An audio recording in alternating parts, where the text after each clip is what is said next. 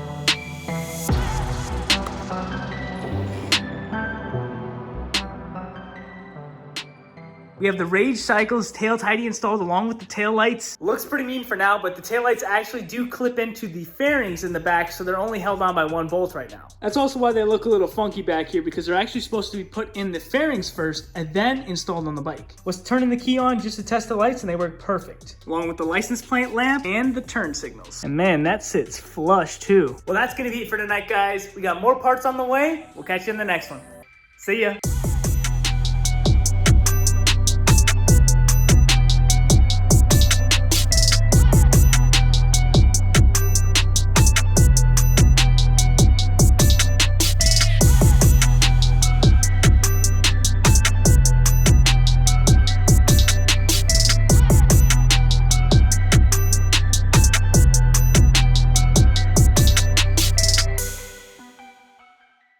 All right, giveaway time for you guys. Let me scroll through the comments.